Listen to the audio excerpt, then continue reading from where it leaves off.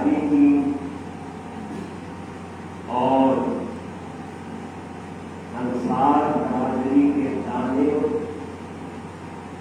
ہمیں مہیا کیے،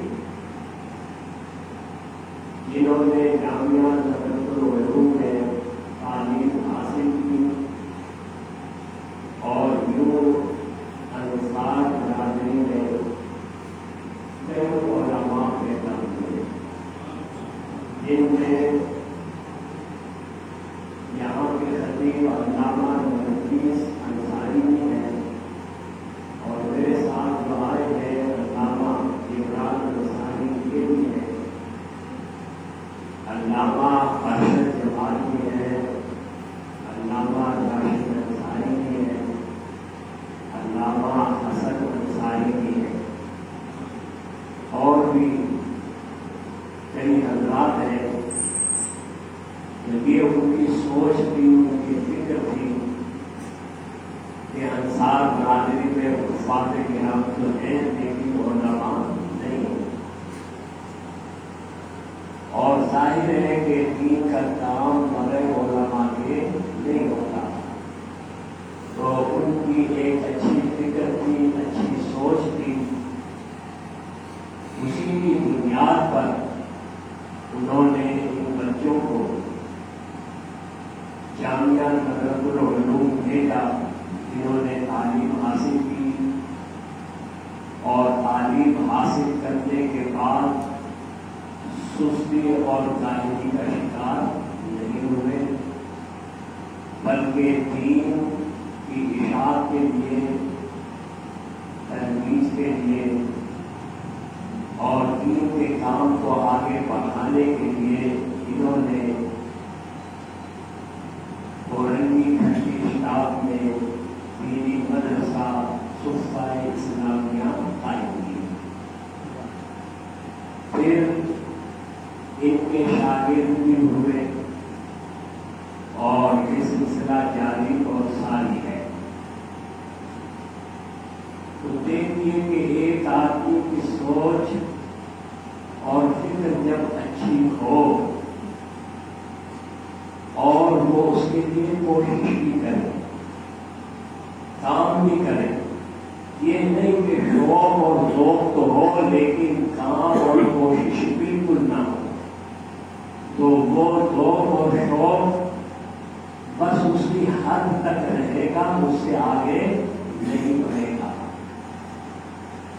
ذوق اور شوق رنگ اسی وقت لاتا ہے جب آدمی اس کے تقاضے کو سمجھ کر اس پر عمل پیرا ہوتا ہے، کوشش کرتا ہے، جد و جہد کرتا ہے، سعی کرتا ہے، تو ظاہر ہے کہ پھر وہ ذوق اور شوق اپنے جوبن پر آتا ہے اور اس کے اثرات مرتب ہوتے ہیں اور اس کی برکتیں حاصل ہوتی ہیں۔ چنانچہ لائبریری کا قیام جو اس مسجد میں کیا گیا ہے یہ ایک علمی کام ہے، اور علم حاصل کرنے کے لیے یہ لائبریری بنائی گئی ہے، کیونکہ ہر آدمی عالم دین نہیں بن سکتا ہے، یہ ممکن بھی نہیں ہے، اور مصروفیات ہر ایک کی ہوتی ہے۔ تو لائبریری بنانے کا مقصد اور مطلب یہی ہے کہ جو مکمل عالم دین نہیں بن سکتے ہیں تو وہ کچھ وقت یہاں پر لگائیں، بیٹھیں اور دینی کتب کا مطالعہ کریں تاکہ معلومات حاصل ہو اور دین کی سمجھ حاصل ہو۔ نہ ہونے سے کچھ ہونا بہتر ہے۔ جب علماء اہل سنت کی کتب پڑھیں گے جن میں تفاسیر بھی ہے اور شروحات بھی ہے اور فقہ کی کتابیں بھی ہیں، تاریخ کی کتابیں بھی ہیں، تصوف کی کتابیں بھی ہیں، کتابیں بھی ہیں، تو اس طرح سے ایک ذوق اور شوق پیدا ہوگا، معلومات حاصل ہوگی اور زیادہ سے زیادہ مطالعہ کرنے کی طرف رجحان ہوگا۔ پاکستان کی قوم اس کے لیے المیہ یہ ہے کہ جو زیادہ پڑھے لکھے نہیں ہوتے ہیں، دنیاوی تعلیم زیادہ ان کو حاصل نہیں ہوتی ہے، ان کی بات تو چھوڑیے، جو دنیاوی تعلیم حاصل کیے ہوئے ہوتے ہیں ان کو بھی مطالعہ کا شوق نہیں ہوتا ہے۔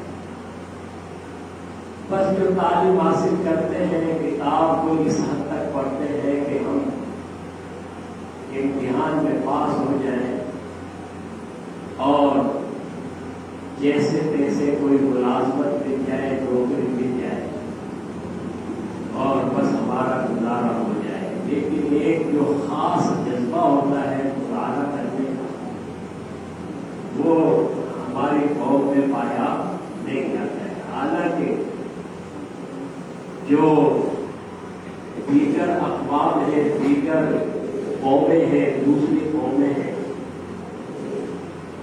جب ہم تجزیہ کرتے ہیں تو باوجود اس کے کہ وہ ایمان سے عاری اور خالی ہے، لیکن مطالعہ ایک حد تک نہیں بلکہ بے حد کرتے۔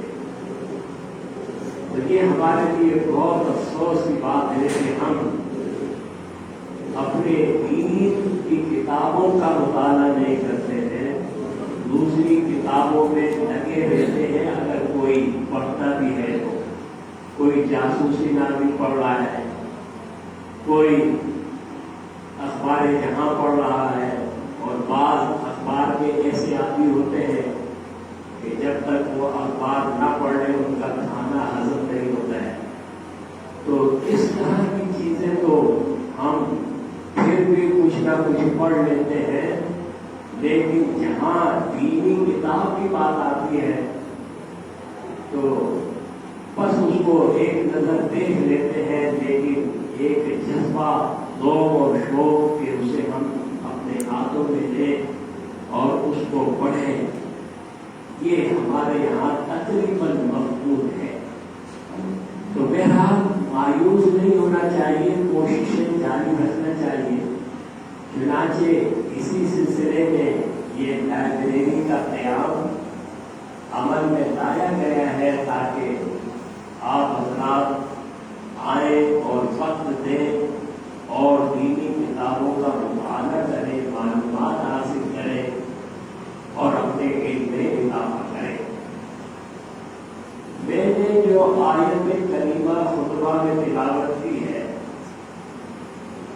تو ہو سکتا ہے کہ کسی کے ذہن میں یہ ہو کہ بات تو لائبریری کی ہے کہ آج اس کا افتتاح ہوگا اور یہ علم سے تعلق رکھنے والی ایک چیز ہے، لیکن جو آیت کریمہ پڑھی ہے اس میں تو زمین اور آسمان اور جو کچھ زمین و آسمان کے درمیان ہے اس کی تخلیق کا ذکر ہے۔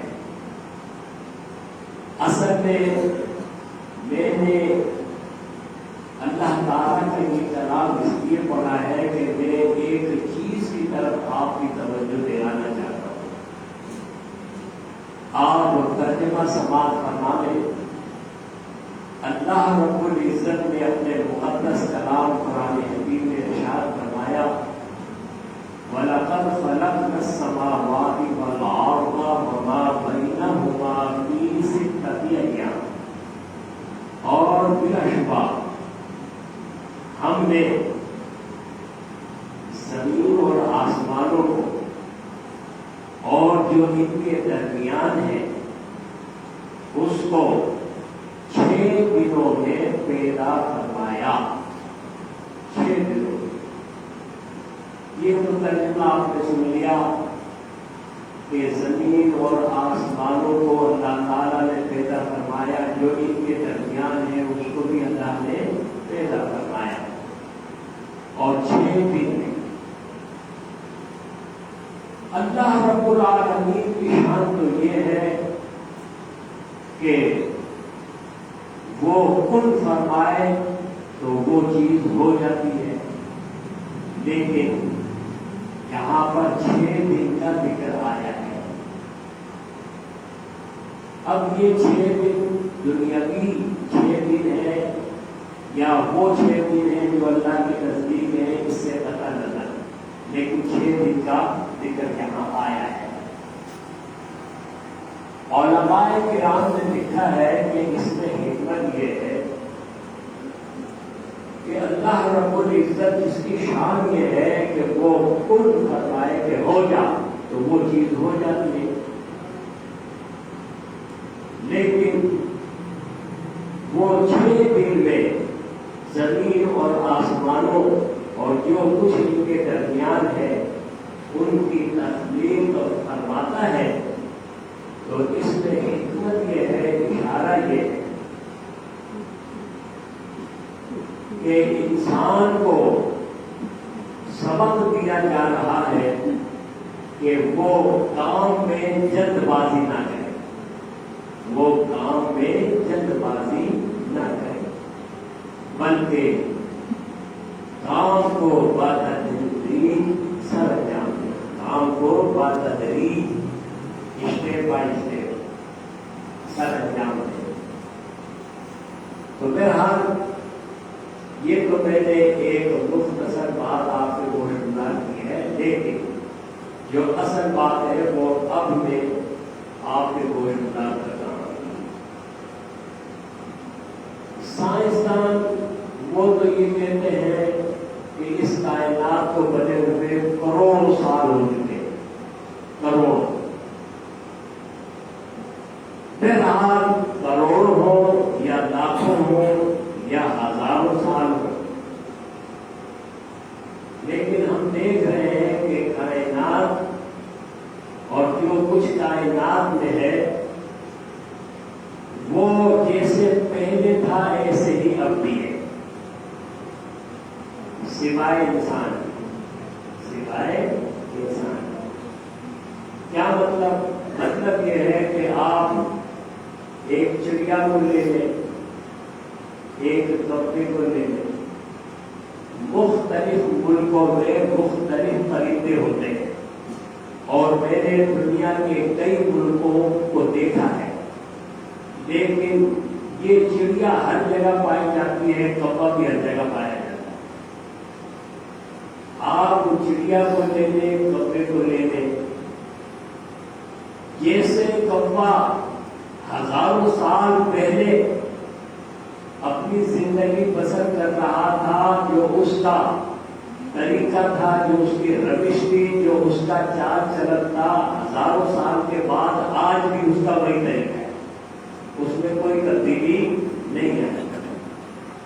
اسی طرح سے آپ چڑیا کو لے لیں، اس کی بھی حالت ویسی ہی ہے جیسے ہزاروں سال پہلے تھی، آج بھی ویسی ہی حالت ہے۔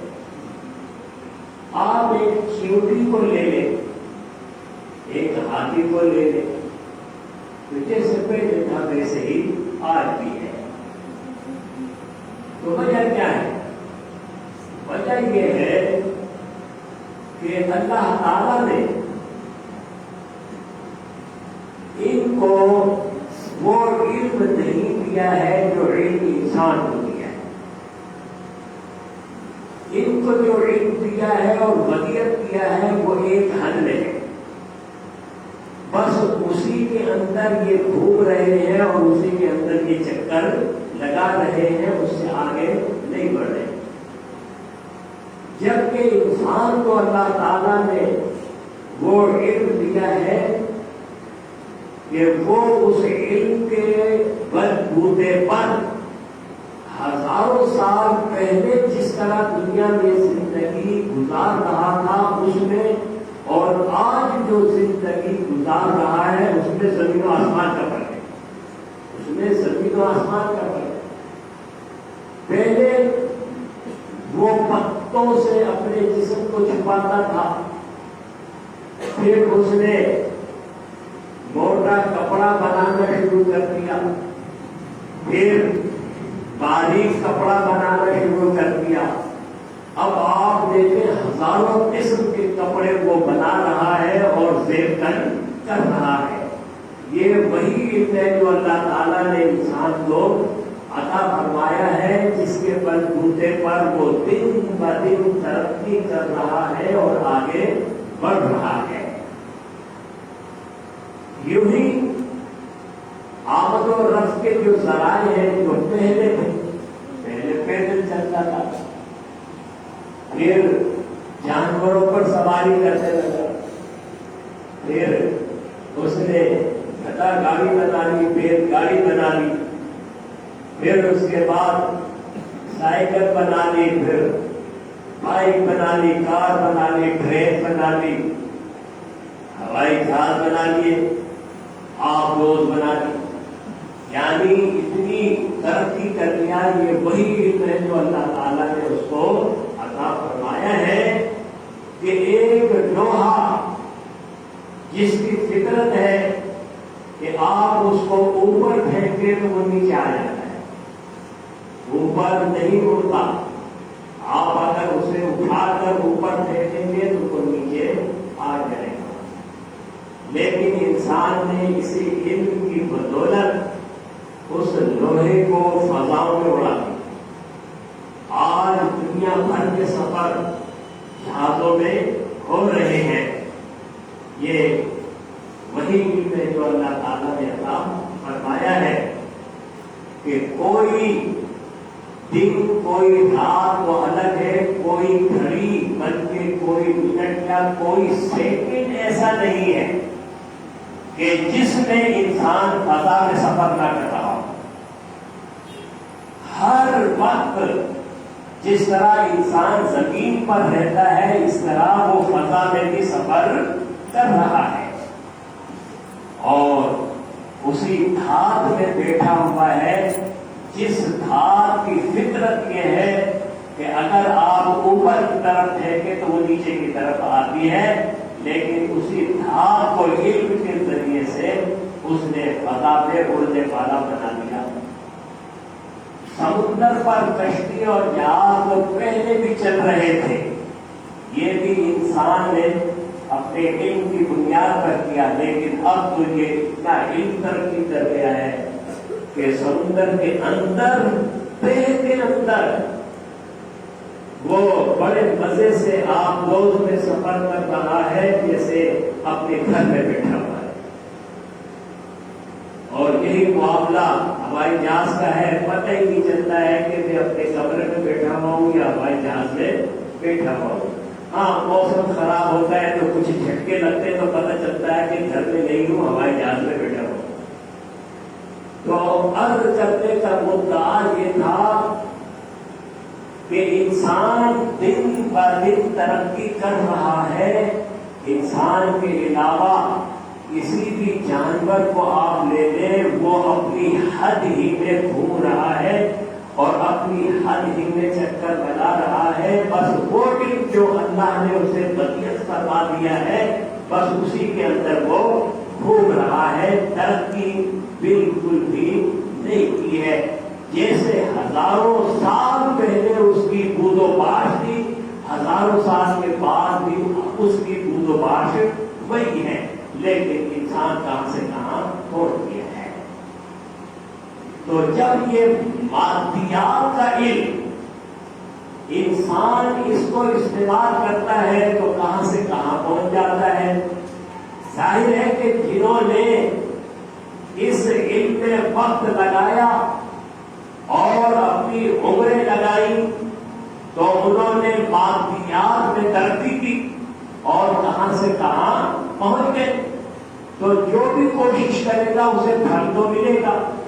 اللہ تعالیٰ کسی کی کوشش کو ضائع نہیں فرماتا، تو جب وہ کوشش کرے گا تو اس کو اس کا پھل ملے گا۔ لہذا مادیات کے علم میں جب انسان نے کوشش کی تو وہ کہاں سے کہاں پہنچ گیا۔ الحمدللہ اللہ نے ہمیں ایمان سے سرفراز فرمایا، اور یہ ایمان بہت بڑی دولت ہے۔ یہ ایمان اتنی بڑی دولت ہے کیونکہ اگر میں ہر چیز کی تفصیل بیان کروں تو گھنٹوں چاہیے۔ میں صرف آپ کو یہ بتا رہا ہوں کہ قرآن یہ بتا رہا ہے کہ ایک کافر کفر پر رہتے ہوئے مر جاتا ہے اور آخرت میں وہ چاہے کہ جہنم سے چھٹکارا مل جائے اور زمین بھر سونا وہ دینا چاہے تو زمین بھر سونا بھی اس سے قبول نہیں کیا جائے گا اور جہنم سے چھٹکارا نہیں ملے گا۔ تو زمین بھر سونا، 1 تولہ ابھی 1 لاکھ یا اس سے کچھ زیادہ کا مل رہا ہے، 1 تولہ سونا۔ تو زمین بھر سونا، اس کی مالیت کتنی ہوگی؟ کوئی کمپیوٹر آج تک ایجاد نہیں ہوا ہے اور نہ قیامت تک ایجاد ہو سکتا ہے جو زمین بھر سونے کی مالیت کو ظاہر کر دے کہ اس کی مالیت کتنی ہے۔ کوئی کمپیوٹر نہ آج تک ایجاد ہوا ہے اور نہ ہو سکتا ہے۔ تو اس سے اندازہ لگائیں کہ زمین بھر سونا بھی وہ دینا چاہے، بالفرض وہ تو وہاں تو سونا تو نہیں ہوتا، اس کے بعد چھٹکارے کے لیے وہاں رشوت تو نہیں چلے گی، وہاں بدماشی تو نہیں چلے گی، وہاں تو انصاف ہوگا، عدل ہوگا۔ تو ایک کافر جو کفر پر مر گیا، زمین بھر سونا وہ دینا چاہے چھٹکارے کے لیے کہ جہنم سے چھٹکارا مجھے مل جائے، تو ہرگز اس سے قبول نہیں کیا جائے گا۔ تو اسی سے سمجھ لو یہ ایمان کتنی بڑی دولت ہے۔ یہ ایمان اتنی بڑی دولت ہے کہ اسی کے سبب بخشش ہوگی، نجات ہوگی، مغفرت ہوگی، بالآخر مومن جنت میں داخل ہوگا۔ جنت ایمان والوں کے لیے بنائی گئی ہے۔ تو یہ ایمان اتنی بڑی دولت ہے۔ تو جب اتنی بڑی دولت ہے تو اس کی حفاظت کی ہمیں اسی قدر کرنی پڑے گی۔ تو اب الحمدللہ ہم ایمان والے ہیں، یہ بہت بڑی ہمارے لیے سعادت ہے اور خوش بختی ہے کہ رب کائنات نے ہمیں ایمان کی دولت عطا فرمائی۔ تو روحانیت میں اگر ترقی آدمی کو کرنی ہے تو پھر علم دین پڑھنا ہوگا،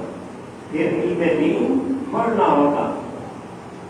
ایک سائنسدان کتنا بھی بڑا کیوں نہ ہو، وہ ایٹم بم بنا سکتا ہے، لیکن سائنس کی کتابیں یہ نہیں بتا سکتی ہیں کہ اس کام کے کرنے سے اللہ تعالیٰ راضی ہوتا ہے اور اس کام کے کرنے سے اللہ تعالیٰ ناراض ہوتا ہے۔ کتنا ہی بڑا ڈاکٹر ہو، وہ ایک انسان کے پورے جسم کی چیر پھاڑ کر سکتا ہے اور پھر ٹانگیں لگا کر اسے کھڑا کر سکتا ہے، لیکن جتنی بھی طب کی کتابیں ہیں کوئی کتاب یہ نہیں بتا سکتی ہے کہ اللہ تعالیٰ اس کام سے راضی ہوتا ہے اور اس کام سے ناراض ہوتا ہے۔ اسی طرح آپ سوچتے چلے جائیں اور قیاس کرتے چلے جائیں، اگر کوئی چیز بتاتی ہے کہ اللہ تعالیٰ اس کام سے راضی ہوتا ہے اور اس کام سے ناراض ہوتا ہے تو وہ دین کا علم ہے، وہ دین کا علم ہے جس سے ہمیں یہ پتہ چلتا ہے کہ اللہ تعالیٰ کس کام سے راضی ہوتا ہے اور اس کام سے ناراض ہوتا ہے۔ اور دین کا علم کیا ہے؟ قرآن کا علم یہ دین کا علم ہے، حدیث کا علم یہ دین کا علم ہے، فقہ مسائل کا علم یہ دین کا علم ہے۔ لہذا یہ جو لائبریری کا قیام عمل میں لایا گیا ہے، اس کا مقصد یہی ہے کہ آپ ایک وقت یہاں پر دیں اور مطالعہ کریں تاکہ آپ کی اسلامی اور دینی معلومات میں اضافہ ہو اور آپ کے لیے رہنمائی ہو، علم کے بغیر آدمی ایک قدم بھی چل نہیں سکتا ہے۔ آپ ویسے دیکھ لیں، اب جیسے مجھے یہاں آنا تھا تو علامہ جبران انصاری کو علم تھا کہ یہ مسجد یہاں پر واقع ہے، تو یہ سیدھے لے کر آ گئے، اور جسے علم نہیں ہے تو پھر کو پوچھتا پھرے گا بھائی یہ مسجد کہاں ہے، یہ مسجد کہاں ہے۔ ہو سکتا ہے کہ کوئی مغالطہ کھا جائے، اس کی بجائے کوئی اور مسجد کا پتہ بتا دے تو وہاں پر بھٹکتا پھرے گا، پھر وہاں پوچھتا پھرے گا، تو کتنی پریشانی ہوتی۔ آدمی علم کے بغیر ایک قدم نہیں چل سکتا ہے۔ تو جب ہم دنیاوی طور پر دیکھتے ہیں کہ علم کے بغیر ہم ایک قدم نہیں چل سکتے ہیں، تو پھر دین کا علم، اس کے بغیر ہم کیسے صحیح عمل کر سکتے ہیں؟ کبھی صحیح عمل نہیں کر سکتے۔ اگر آپ کو نماز کا علم ہوگا تو آپ نماز صحیح ادا کریں گے، آپ کو زکات کا علم ہوگا تو آپ صحیح زکات ادا کریں گے، حج کا علم ہوگا تو آپ صحیح طور پر حج ادا کر سکتے ہیں۔ اگر آپ کو صحیح طور پر علم نہیں ہوگا تو پھر آپ اعمال صالحات صحیح طور پر ادا بھی نہیں کر سکتے۔ نبی مکرم نور مجسم صلی اللہ تعالی علیہ وسلم نے فرمایا، سب سے برا چور وہ ہے جو نماز سے چرائے، سب سے برا چور وہ ہے جو نماز سے چرائے۔ صحابہ کرام علیہ رضوان حیران ہوئے، عرض کی یا رسول اللہ صلی اللہ علیہ وسلم، نماز سے کون چرائے گا؟ یہ نماز سے کیسے چوری ہوگی؟ نبی کریم صلی اللہ علیہ وسلم نے فرمایا کہ جو رکوع اور سجود پورے نہیں کرتا ہے وہ نماز سے چوری کرتا ہے۔ دیکھو اگر ہمیں علم نہیں ہوگا بس تھوڑے سے جھکے کھڑے ہو گئے، پورے کھڑے بھی نہیں ہوئے اور آرام سے سجدے میں چلے گئے، سجدے میں گئے اور تھوڑی سی گردن اٹھائی اور پھر دوسرے سجدے میں چلے گئے۔ حالانکہ تعدیل ارکان یہ واجب ہے، تعدیل ارکان واجب ہے۔ جب واجب تک ہوگا تو نماز مقبول نہیں ہوگی، اور جان بوجھ کر واجب ترک کرے گا تو سرے سے نماز ہی نہیں ہوگی، جان بوجھ کر۔ تو لہذا جب ہمیں علم نہیں ہوگا تو ہم کس طرح سے صحیح عمل کر سکتے ہیں؟ صحیح عمل کے لیے علم کا ہونا ضروری ہے۔ اب سارے دین کا علم تو ہر ایک حاصل نہیں کر سکتا ہے، لیکن جتنی آدمی کی بساط ہے، جتنی اس کی زندگی کا پھیلاؤ ہے، تو کم از کم اتنا تو اسے علم حاصل کرنا چاہیے۔ اسی حیثیت سے نبی کریم صلی اللہ تعالی علیہ وسلم نے فرمایا، طلب العلم فریضۃ علی کل مسلم، کہ ہر مسلمان پر علم کا حاصل کرنا فرض ہے۔ اور بعض نے لکھا ہے کہ وہ مسلمہ کا لفظ بھی بعض روایات میں آیا ہے، تو اب ترجمہ ہوگا کہ ہر مسلمان مرد اور عورت پر علم کا حاصل کرنا فرض ہے۔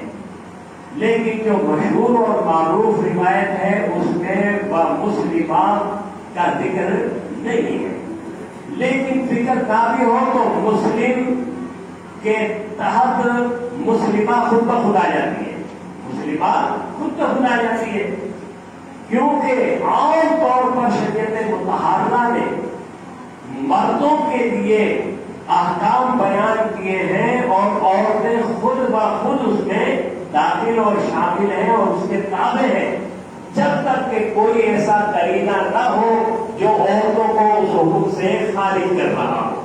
تو لہذا اگر نہ بھی ہو تو کوئی مسئلہ نہیں۔ تو یہ ہے جناب فرضیت علم کی، تو علم وہی فرض ہوگا جو مطلب اس کے بغیر چارہ ہی نہیں ہے، اس کے بغیر گزارا ہی نہیں ہے۔ تو جو فرض ہے اس کا علم فرض ہے، جو واجب ہے اس کا علم واجب ہے، جو سنت ہے اس کا علم مستحب ہے۔ تو یہ اعلیٰ حضرت رحمۃ اللہ تعالیٰ نے لکھا ہے۔ تو یہ ایک علمی خزانہ ہے۔ اچھا، اب ہمارے لیے یہ کہ ہم سستی اور کاہلی کرتے ہیں، اور یہ سستی اور کاہلی ہمیں نقصان دے رہی ہے۔ آج علم کتابوں میں تو موجود ہے لیکن علم سینے میں نہیں۔ کتابوں میں تو موجود ہے لیکن سینوں میں نہیں ہے۔ تو سینوں میں کیسے ہوگا؟ سینوں میں اس طرح سے ہوگا کہ ہم اسے یاد کریں، ہم اسے یاد کریں، لیکن ہر مسئلہ تو یاد نہیں ہو سکتا ہے۔ تو علماء نے لکھا ہے کہ کوشش کریں کہ آپ یاد کریں۔ جب آپ یاد کریں گے تو ظاہر ہے کہ ہر وقت کتاب نہیں ہوگی، اور کوئی پوچھنے والا پوچھے گا تو آپ اس کی تسلی کر سکتے ہیں، اسے بتا سکتے ہیں، لیکن اس میں محنت کرنی پڑتی ہے، رات دن ایک کرنا پڑتا ہے، اور اپنے آپ کو کھلانا پڑتا ہے، اپنے نفس کو مارنا پڑتا ہے، اور محنت کرنی پڑتی ہے۔ لیکن علماء نے لکھا ہے کہ اتنا تو ضروری ہے کہ اس طرح سے دین کے علم کو سمجھ لیں کہ جب ضرورت پڑے تو کتاب میں دیکھ کر وہ بتا سکتا ہو۔ اگر کتاب کو اس نے پڑھا ہے لیکن سمجھا ہی نہیں ہے تو پھر کتاب کھول کر کیسے بتا سکتا ہے؟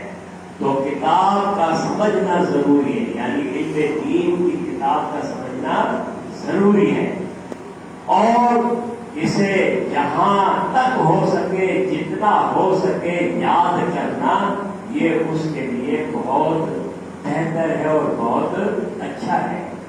تو لہذا عمل ضروری ہے، اس سے کوئی مستثنا نہیں ہے۔ ایک عالم دین ہے، اس کے لیے بھی عمل ضروری ہے، ایک غیر عالم ہے، اس کے لیے بھی عمل ضروری ہے۔ مطلب آسان لفظوں میں آپ یہ سمجھتے کہ نماز ہے تو یہ کیا علماء پر فرض ہے، عوام پر فرض ہے؟ علماء پر بھی فرض ہے، عوام پر بھی فرض ہے۔ روزہ ہے، علماء پر بھی فرض ہے، عوام پر بھی فرض ہے۔ سچ بولنا کیا علماء کے ساتھ خاص ہے، یعنی عوام وہ جھوٹ بولتی رہے اجازت ہے؟ ہرگز ایسا نہیں ہے۔ جس طرح سچ بولنا علماء پر لازم ہے، اسی طرح سے عوام پر بھی سچ بولنا لازم ہے۔ کیا جھوٹ بولنا علماء کے لیے منع ہے، عوام کو اجازت ہے کہ وہ جھوٹ بولے؟ ایسا ہرگز نہیں ہے۔ جہاں علماء کے لیے لازم ہے کہ وہ جھوٹ سے بچے، اسی طرح عوام کے لیے بھی لازم ہے کہ وہ جھوٹ سے بچے۔ تو عمل سے کوئی مستثنا نہیں ہے، چاہے وہ عالم ہو یا غیر عالم ہو۔ جب آپ نے اس بات کو جان دیا کہ عمل سے کوئی مستثنا نہیں ہے، تو پھر عمل وہ بغیر علم کے ہو نہیں سکتا۔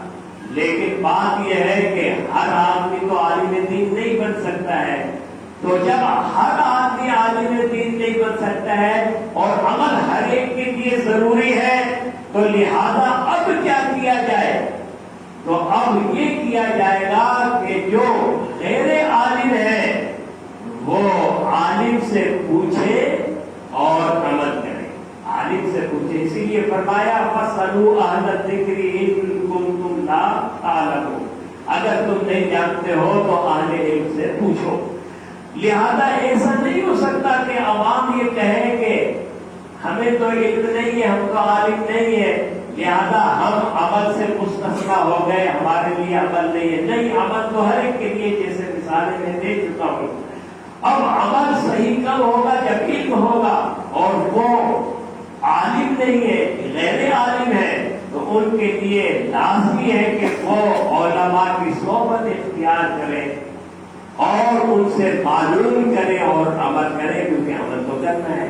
تو اسی طرح سے علماء کی تقاریر سننا، علماء سے معلوم کرنا، ان کی صحبت اختیار کرنا، اسی طرح سے یہ لائبریری میں علماء کی کتابیں پڑھنا، یہ بھی ایک علم کا ذریعہ ہے۔ کہ اس کے ذریعے سے آپ صحیح عمل کر سکتے ہیں کہ ہر موضوع کی کتابیں لائبریری میں رکھی جاتی ہے. تو آپ کا ذوق اور شوق جاری اور ساری رہا تو آج کتابوں کی تعداد کم ہے تو کل زیادہ ہو جائے گی، اس کے بعد اور زیادہ ہو جائے گی. اور اگر آپ نے توجہ نہیں دی ہے، سستی اور کاہلی سے کام لیا تو جو اب ہے تو ان پر بھی خاک چڑھ جائے گی اور یہ بھی ایسی رکھی رہے گی، ہو سکتا ہے کہ آگے پیچھے بھی ہو جائے.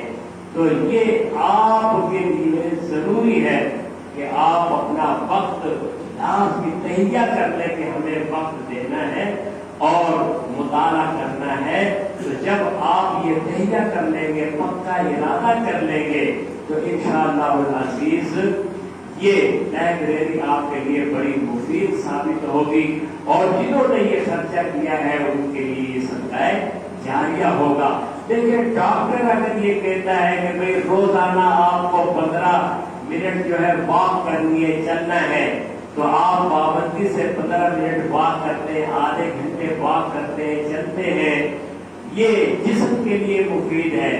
تو یہ دین کے لیے، روح کے لیے مفید ہے کہ آپ آدھا گھنٹہ 1 گھنٹہ یہاں دیں اور یہاں مطالعہ کریں اور سستی اور کاہلی سے کام ہرگز نہ لیں، کیونکہ یہ سستی اور کاہلی قوم کو مردار کر دیتے. جس میں سستی اور کاہلی ہوگی، جس برادری میں ہوگی وہ مردار ہو جائے گی، جس قوم میں سستی اور کاہلی ہوگی وہ مردار ہو جائے گی. چاق اور چوبند رہے اور محنت کرے، جدوجہد کرے اور کوشش کرے تو اس طرح سے آپ کام کرتے رہیں گے تو انشاءاللہ تعالی آپ کا علاقہ جو ہے وہ نکھر جائے گا اور آپ کا جو ایک معاشرہ ہے انصاری محلے کا تو یہ ایک اچھا معاشرے کا روپ دھار سکتا ہے. کیونکہ جب علم ہوگا اور علم کے بعد عمل ہوگا تو وہ سونے پر سہاگا ہوگا. اور یہ بھی مطلب یہ ہے کہ نہیں ہے کہ باتیں ہوں اور کام کچھ بھی نہ ہو. بعض لوگ باتونی ہوتے ہیں، وہ گفتار کے غازی ہوتے ہیں، کردار کے غازی نہیں ہوتے. تو ایسا نہیں ہونا چاہیے. ہمیں باتیں ہی نہیں کرنی ہے، کام بھی کرنا ہے. جب بات ہو اور کام بھی ہو تو پھر یہ مفید ہوتا ہے اور نفع دیتا ہے. امام قرطبی رحمۃ اللہ تعالی علیہ فرماتے ہیں قول بلا عمل کسرید بلا تصدیق. فرماتے ہیں کہ بات ہو اور عمل نہ ہو تو یہ ایسے سرید کی طرح ہے. سرید ایک عرب کا کھانا ہوتا ہے جو عمدہ کھانا ہوتا ہے. تو ایسے سرید کی طرح ہے جس میں گوشت کی چکنائی نہیں ہے، بے بتا. وہ صحابی بلا مطر، ایسے بادل کی طرح ہے جس میں بارش نہیں، بادل ہے بارش ہے ہی نہیں. وہ قوس بلا مطر، ایسے کمان کی طرح ہے جس میں تاند نہیں ہے. جب تاند نہیں ہے تو تیر کیسے چلائیں گے. اور میں یہ کہتا ہوں وہ قریۃ بلا نہر، اور ایسی بستی کی طرح ہے جس میں پانی نہیں ہے. وہ مکان بلا نفر، اور ایسے مکان کی طرح ہے جس میں مکین ہے ہی نہیں. تو جب مکین نہیں ہے تو وہ مکان ویران ہوگا. تو لہذا صرف بات ہی بات نہ ہو بلکہ کام بھی ہو اور جدوجہد ہو، کوشش ہو. یہ سب کو مل کے کرنا ہے. اگر آپ اس کام میں متحد ہوں گے، مل کر ہمت کریں گے تو انشاءاللہ دین کا کام آگے بڑھتا چلا جائے گا، اصلاح ہوتی چلی جائے گی. آپ کو صرف اپنی فکر نہیں کرنی ہے، اپنے بھائیوں کی فکر بھی آپ کو کرنی ہے. تو یہ ہمیشہ آپ اس روش پر رہیں گے تو انشاءاللہ تعالی اس میں ترقی ہوگی اور اس کی برکتیں حاصل ہوں گی. پھر آپ نام کے پیچھے نہ پڑیں بلکہ کام کریں. بعض حضرات ایسے ہوتے ہیں کہ عروج نام کے لیے کوشاں ہوتے ہیں، یعنی کوشش کرتے ہیں کہ نام غلط ہو جائے. عروج نام کے لیے کوشاں ہوتے ہیں کی بات آتی ہے تو عمل سے گریزاں سے بھاگتے، عمل سے بھاگتے اور نام چاہتے کہ بڑھ۔ اللہ رب العزت نام خود بخود بڑا کر دے گا جبکہ آپ کام کریں گے۔ آپ کام کریں گے نام خود بخود بلند ہو جائے گا، لیکن آپ نام بلند ہونے کے پیچھے لگے رہیں گے، کام کچھ بھی نہیں کریں گے تو کبھی بھی نام حقیقت میں بلند نہیں ہوگا۔ لہذا اول کام آخر کام، اور یہ علم کے ساتھ ہو، اور اسی کے لیے جو ہے یہ سلسلہ رکھا گیا ہے۔ اب اس سلسلے میں باتیں تو میں کتاب و سنت کی روشنی میں وہ بھی کر سکتا ہوں، علم کی فضیلت میں دو چار حدیثیں برکت کے لیے آپ کی خدمت میں کہ یہ علم اتنی قیمتی چیز ہے جو دین کا علم ہے۔ حدیث پاک میں آیا العلم ثلاثہ، علم تین ہے۔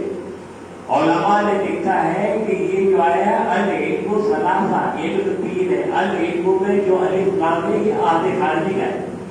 آدھے خارجی کا مطلب یہ ہے کہ یہاں علم سے مراد عام علم نہیں ہے بلکہ خاص علم ہے، وہ دین کا علم، وہ دین کا علم ہے۔ تو العلم ثلاثہ یعنی دین کے تین علم ہے۔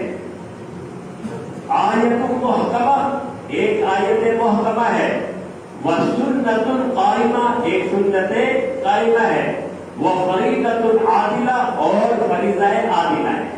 سنت آیت محکمہ کا مطلب یہ ہے کہ قرآن کی آیت جو غیر منسوخ ہو، قرآن کی آیت جو غیر منسوخ ہو وہ ضروری ہے کیونکہ اس پر عمل ہوتا ہے، اس پر عمل ہوتا ہے۔ سنت قائمہ یعنی وہ صحیح اور ثابت ہو، اس پر عمل ہوتا ہے۔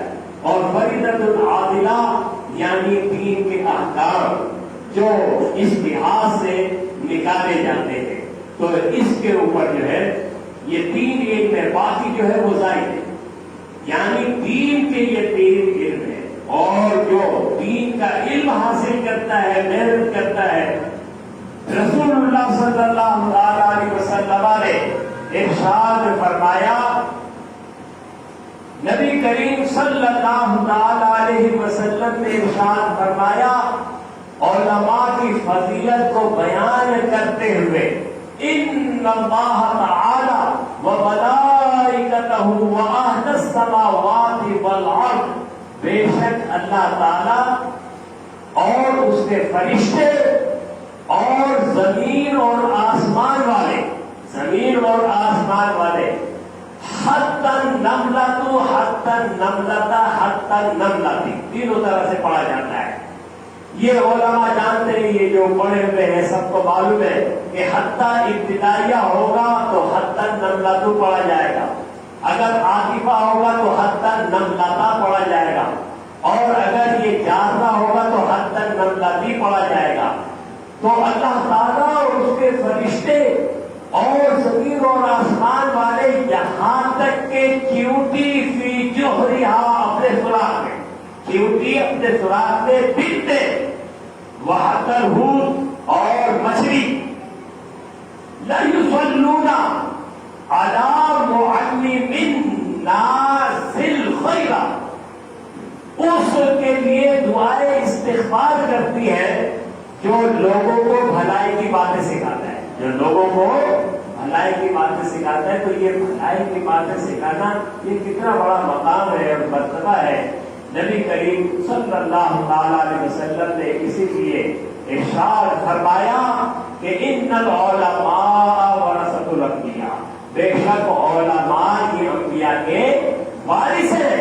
تو لہذا اس سلسلے میں ہمیں کوشش کرنی چاہیے کہ کم از کم یہ ہمارے لیے بہت بڑی سعادت کی بات ہے کہ اہل محلہ نے ایک لائبریری قائم کی ہے جو اب بچے رکھتے ہیں۔ اگر سب بچوں کو عالم دین نہیں بنا سکتے ہیں تو کم از کم ایک بچے کو وہ عالم دین بنائیں، جیسے یہ بھی آپ کی برادری کے ہیں جو عالم دین بنے ہیں، تو اس کے لیے آپ اپنا ذہن بنائیں۔ اور یہ لائبریری یہ بھی ایک علم کا ذریعہ ہے، تو اس میں وقت لگائیں اور یہاں آئیں، بیٹھیں اور مطالعہ کریں، تو انشاءاللہ تعالیٰ اس کی برکتیں بھی حاصل ہوں گی۔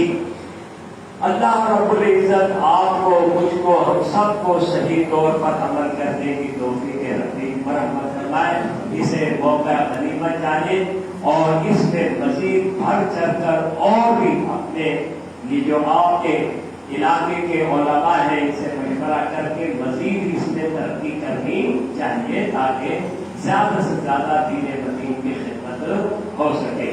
رب کریم مجھ کو آپ کو ہم سب کو صحیح طور پر عمل کرنے کی توفیق رحیم مرحمت فرمائے۔ وآخر دعوانا الحمدللہ رب العالمین۔ یہ 50 منٹ میں نے کچھ وصول کی ہے، اس لیے